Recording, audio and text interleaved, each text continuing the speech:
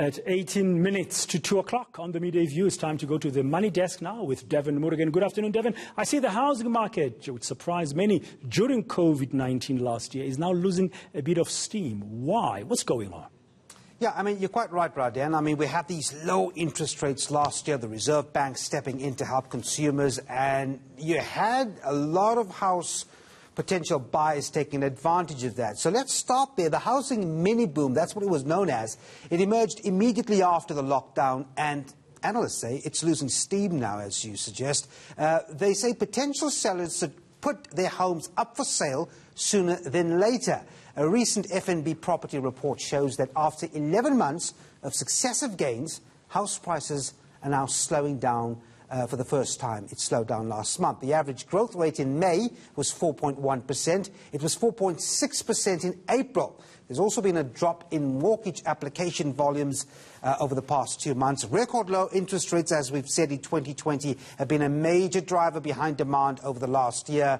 So let's try and get some insights. I mean, if you're planning to sell property, if you want to buy, I think this would be very valuable. FNB economist Siphamandla Mkhwanazi joins us now.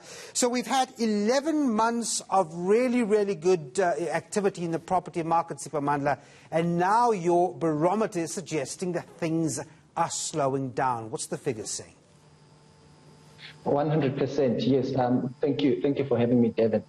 Soon after the hard lockdown last year, we started seeing, due to the very low interest rates, started seeing this rising demand for property. We started seeing house prices also responding to that kind of demand. I suspect that sellers were caught off guard during that time. They didn't expect that demand was going to be as strong. The rebounding demand was going to be as strong as it was. It has surprised many of us that this kind of demand has been, has lasted this long. But latest figures do suggest that maybe in the last 2 months or so, that kind of demand is starting to slow down. However, I have to point out that our indicators at this stage still suggest that the kind of activity we are seeing in the housing market at the moment is still better than the pre-pandemic levels. That's still suggesting that consumers are still taking advantage of the very low interest rate environment, albeit not as much as we have seen somewhere around the fourth quarter of 2020, where that demand seems to have peaked. And that would suggest then, Siphamandla, that if you're sitting back and thinking, well, I've got to get my property up on the market, it's still not, well, it's still a fertile time to do so in every sense of the word, because you're not bottomed out yet, are you? No, absolutely. We haven't bottomed out. There's still that opportunity. However, it is important to take note that the kind of demand we are seeing and the house price growth that we have experienced over the last 11 months has been concentrated in very specific locations, such as coastal areas, that we are seeing somewhat better activity there.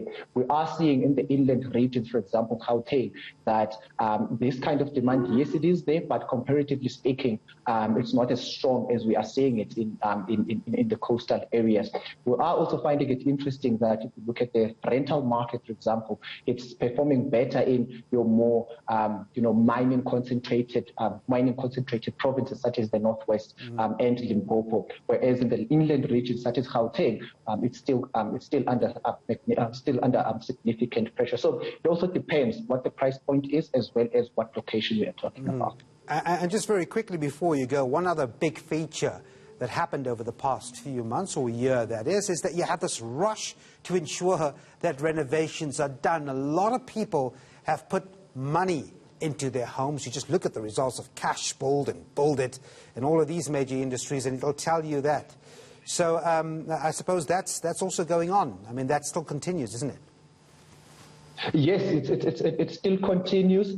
It is driven, in our view, it is driven by a couple of factors. Number one, the very low interest rate. We have seen people channeling their savings from spending more time at home to such expenditure, such as buying new furniture to facilitate work from home. And as people spend more time at home, you get the need to renovate your home or to change paint in your living space. So all of that is driven by the changes that have been introduced by the pandemic, changes in housing preferences that have been introduced by the pandemic. That demand is still there. It is also reflected in the volume of retail sales, you would see that the best performing items are furniture as well as building material. All right, I'm going to have to leave it there. Siphamandla Mkhwanazi, FNB economist.